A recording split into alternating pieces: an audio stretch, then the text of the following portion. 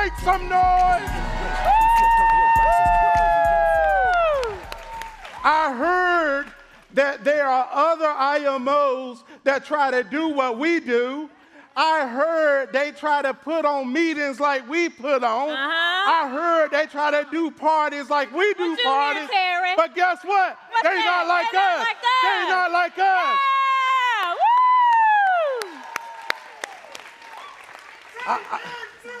Woo! Boom! So I tell people all the time, my name is Terry. This is my lovely wife, Tia. Hey, y'all. And, uh-oh. There we go. All right. So we are super excited to be here. I tell people all the time, when I used to grow up and get home from school, about 4 o'clock, the Oprah Winfrey Show come on right after Dr. Phil. And Oprah Winfrey would come on, and she'd be like, yeah, we're going to have some aha moments, like things that really blow your mind. Right. When you come to meetings like this and you hear people like me and Tia start talking, you might not have no aha moment. You might be like, oh, hell no. If them fools can do it, we can do it too. That's right. So we come to give you, some people give you hope and let you know, guess what? It is really nothing too special about the people that's winning. The only thing that makes them special is they decided to win. That's right. Look at your neighbor and say, I'm going to decide to win. I'm going to decide to win. So we're going to talk about life and with the Edwards. So we grew up in a very small town. Our towns are so small, we ain't going to even call the town name. We're going to just say Northampton County, all right? If y'all think Burlington is small, like Burlington got about 60,000 people. Well, Burlington got about 60,000 people. Our county has 17,000. Just our whole county, 17,000. We got one high school in the whole county. The crazy part about it is this right here. Me and Tia, we don't come from money. We don't come from wealth. The average person in our county today, the average income is about $25,000 a year today. That's the average, guys. The average house is only worth about $102,000. But you know what? As I get older, the more that I recognize is while we may not have a lot of everything, we had a lot of everything that we needed. We did. We had love. We did.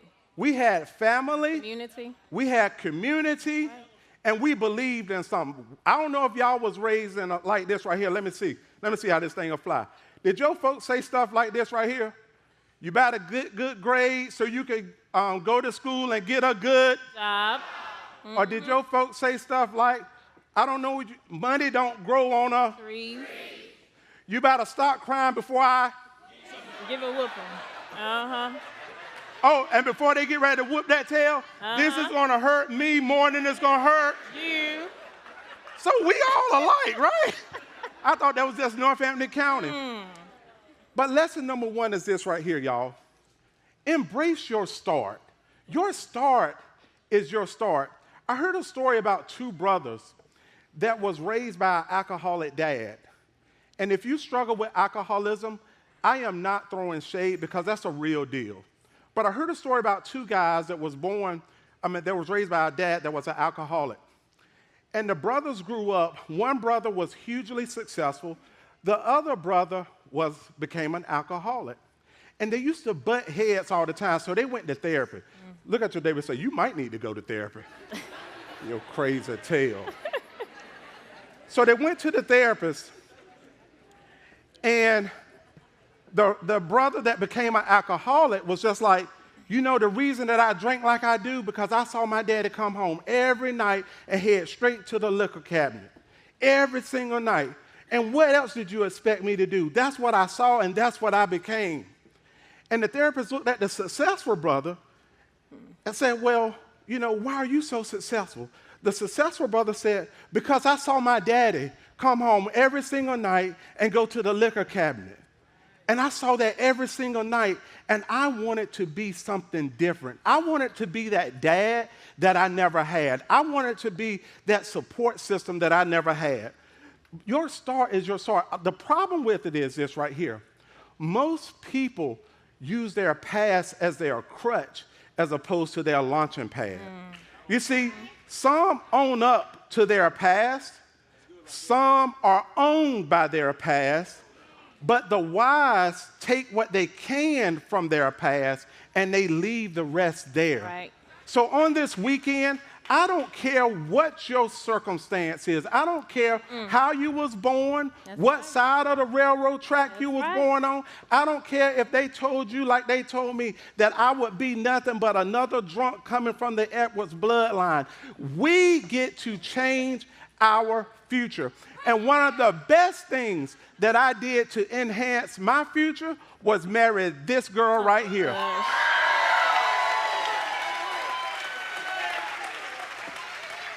In the book, Think and Grow Rich, one of the 30 reasons people fail is because they get in relationships with the wrong people. That's right. And I want to tell you, Tia, I love you I know. because you've always made our house a home. You've raised our kids when I didn't know what to do. And you spoke life into me when others were speaking death over me. And I will ever be grateful Terry, to we you. got to move on. Well, let's Thank move you, then. Terry. So, hey, y'all. So, Terry and I, here's a few pictures of us, y'all. Me and Terry been knowing each other since 1992, y'all. That's right. We started dating, that first picture, y'all, we started dating in 1994. I was a freshman in high school, and Terry was actually a junior. And that's our first time going to prom together. We both went to Elizabeth City State together. He would tell you, if you ask him, he would say that I followed him to school, but I did not. Well, look, It was wait a minute. closer to home. Wait a minute. If was I close to went home, first Terry. and she came That 2 doesn't years mean- later, no. who followed who? So anyway, y'all, then we ended up getting married in 2001, and it was so crazy. I was in my senior year in college, and before we got married, I remember at the bridal shower, we had a tropical storm to come through eastern part of North Carolina, and Terry and I had already purchased our first home together. That tropical storm literally took out the whole neighborhood where we lost our first home, and that moved us to Raleigh, North Carolina. And where I started my career at a federal halfway house where I was a case manager there. She was in them streets with them criminals. I was. So my job was basically to help the inmates, transition from the halfway house to going out to live with their family. And then once we got up here to Gifford County, because Terry was with a job where they would move him every year and a half. So it was almost like I had to start my career over every year and a half. So once we got in this area, I became a social worker where I was actually helping with domestic violence clients, helping them to get out of their bad situation, find new housing for them and their kids. And she'll come home and be like, don't you be trying with them people I be going through trying. You put your hands on me. Put your hands on me if you want to. There, go next. So the lesson here is everybody has a story. What is your story? We get to be the directors of our own story. Whether it's good or bad, we get to be the ones that change it. We get to be the narrators of our story. So Tia mentioned we were moving every year and a half because I was trying to climb that corporate ladder in the banking industry. So I work for a credit union that's pretty big here in North Carolina called State Employees Credit Union. And this is the actual first branch that brought us to Winston-Salem off of MLK. And in any city, y'all don't judge me, judge your mama. In any city, if you're on MLK, it gets bout it over there. So don't let this suit fool you. I will put hands on you. As I digress. But you know what? I wanted to be a leader. And I remember getting called. I was working in the call center. They say, you want to go out and manage a branch? I was like, yeah. He was like, you ain't going to ask where it is? I was like, no, because I know that's what I want to do. But that's where I got started, where I was totally responsible for managing budgets, disciplining employees, and all that good stuff. We had some good times there. But working at that job, we was like working 2 weeks just to pay bills. I would go to work looking like this, bank account on broke. Look good, smell good, broke. Doing what my mama thought I should have done was went to school, get good grades, get a good job, but went to that credit union most days unfulfilled. And we ain't like most people that's gonna just sit around and complain. Not at all. We started doing something about it. We did. So we got bit by the entrepreneurship bug. So the first company that me and Tia started was we purchased a Jana King franchise, a commercial cleaning franchise. So she was a social worker, I was a banker, and at night we was in the main streets of Winston selling, cleaning toilets and all that good stuff. And then the problem with that business was my staff was netting more than me. Mm-hmm. I'm like, wait a minute, it don't supposed to be that way. But then we started no-limit tax refunds. I'm a no-limit soldier. I was like, all these people going to H&R Block dropping $400, I'm going to charge $200. That didn't work out too good. H&R Block was. And then we started doing network marketing. We was trying to do anything to get free. So we joined this company called World Ventures. And in that middle picture, that's me and Tia standing in front of a silver BMW. So once you did enough business, they would give you $300 a month, no, $600 a month towards your car payment. But if you lost qualification, you kept the car payment, and they stopped paying the bonus. I ain't never seen so many silver BMWs get repoed. And then Tia had a floor company, Tia Floor Designs. And look at that van. So whatever we did, we tried to be the best at it. Yep. Lesson number 3, it really doesn't matter how many takes it takes. Keep taking shots, because guess what? You are the director of the show. Oh, now this right here is my heart. People that know me know I love my kids. Yeah, I love Terry too. I love Terry too. But you love them better. But just to give y'all a little bit background on this on the first picture right here, the doctors always told me like we don't know why you can't have kids, Tia. I had taken the shots. I had did it all, y'all. And I was putting in work, to be clear. The pillow won't dust it. Yeah. So we could never figure out here as far as like why I couldn't conceive a baby. And so honestly, we went through really like 7 years trying to have a child, and it never happened. And so I never gave up the faith. I always believed in God. I was told, Tia, well, you got a couple of aunties, you know, they can't have kids neither. Well, I'm not that auntie. I'm not her. I'm Tia. And so what happened was in 2014, I always worked out, right? In 2014, you know, you're on that treadmill and you trying to do your thing. I was getting shortness of the breath. Mm-hmm. And so I went to the doctor. I was like, something ain't right. No test, no urine, anything. They told me, well, you got asthma now. Okay, whatever. A couple of months later, my bladder started hurting, y'all. I went to the urologist, and they basically said, Tia, you're 4 weeks pregnant. 14 weeks? I was 4 weeks pregnant. Oh, I thought it was 14. And I ended up going to the OBGYN the next week. I was actually 4 months pregnant with Taylor right here. And so God gave us that miracle baby right here. And so I want to tell you, just keep the faith. Trust in God. Whatever you're believing in, don't give up. And then right here, our older 3 kids, because I thought I couldn't have kids, and they don't mind me sharing their story, we actually adopted them in 2010. So it's been 15 years now since we had Elijah, Anaya, and Isaiah. And they were so excited when we got the baby. So lesson 4, God is still performing miracles. You may be the next act. While Jesus had just performed that miracle, I said, me and Jesus, we put in work and made that baby. Oh, God. While that miracle was being performed, I got what I thought was my dream job. That's right. I was named CEO of a credit union, and we moved from North Carolina down to Atlanta. And the letter on the right is the offer letter. Mm-hmm. You see it dated January 26, 2015. Mm-hmm. They would like to congratulate me on my new position as president and CEO. My first day of work will be March the 2nd, 2015. Mm-hmm. And I'm going to be making about $9,900 a month. We moved down there, and long story short, as you see on the right, on March the 16th, I never even started work. I got an email from the lawyer that says, any offer of employment is hereby rescinded. Although your employment with the credit union never began, to the extent there's any confusion, any employment is hereby terminated. Mm-hmm. Just imagine, 3 kids, a brand new baby, in a city where I don't know nobody. Right. what do? I remember my roots. Baby.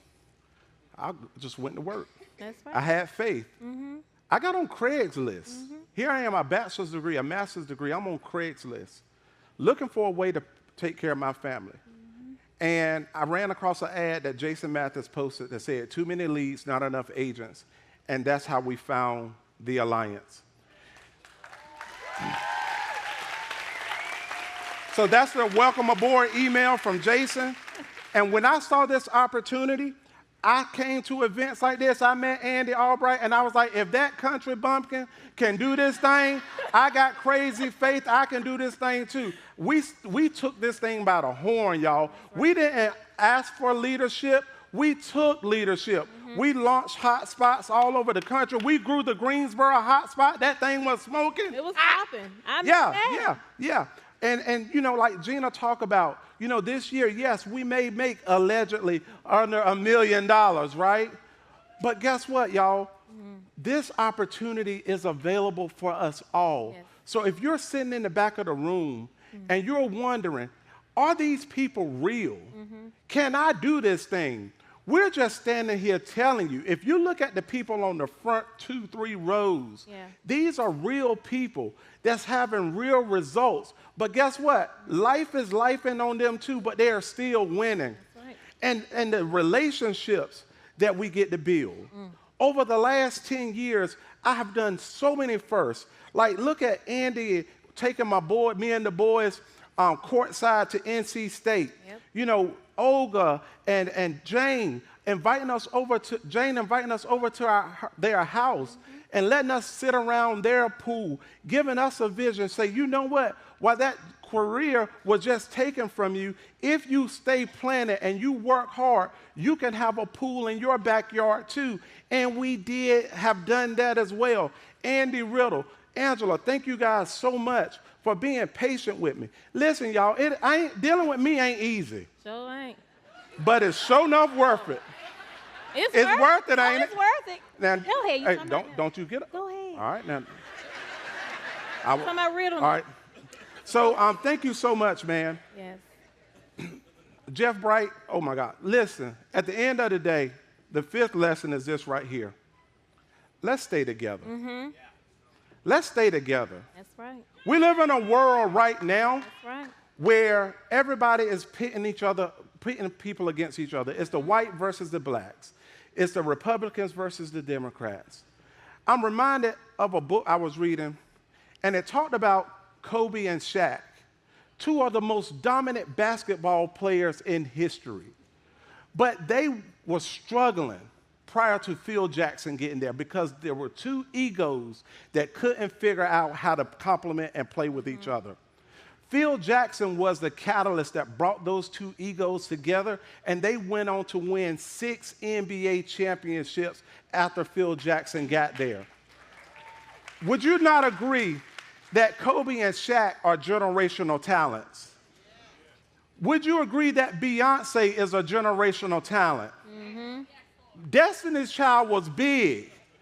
Beyonce went on to do her thing, but what happened to the rest of Destiny's Child?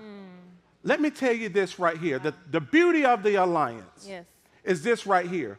We are all, most of us, I'm just an average boy from Conway, North Carolina, that believe that if I work hard, I can have the desires of my heart. That's what I believe.